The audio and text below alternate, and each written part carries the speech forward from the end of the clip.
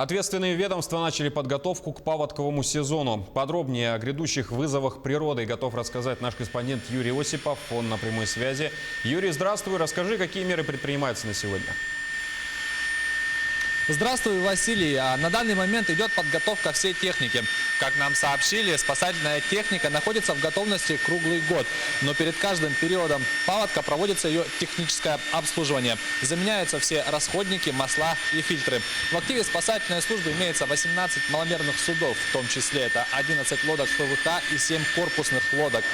Также 16 единиц автомобильной техники. Это машины, предназначенные для перевозки грузов, личного состава, а также эвакуации населения. Что касается личного состава, то 80 спасателей сейчас уже готовы к работе по обеспечению безопасности прохождения паводкового периода. Они учились выживать в различных условиях, а также прошли десантную подготовку. Подробнее об этом давайте послушаем исполняющего обязанности начальника службы спасения Якутии Василия Тарского. Проведены электронные аукционы и подписаны контракты по авиационному обеспечению прохождения весеннего полугодия. Так?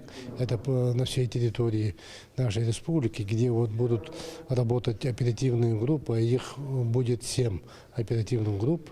По направлениям Ленс, Алдан, Амма, Чурапча, Среднеколымск, так, и город Якутск.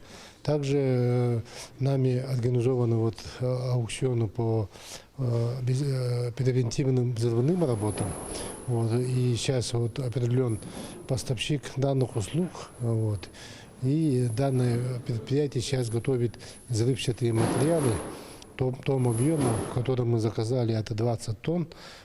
И на сегодняшний день все эти контракты подписаны с контрагентами. Взрывчатый материал находится сейчас в городе Алдан. И все эти работы по проведению взрывных работ, в случае затора льда, они все подготовлены.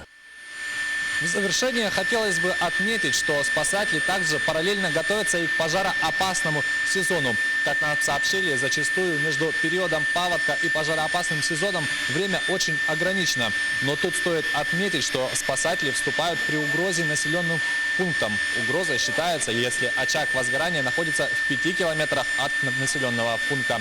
К этому часу у меня вся информация. Василий, передаю тебе слово. Да, Юрий, спасибо за информацию.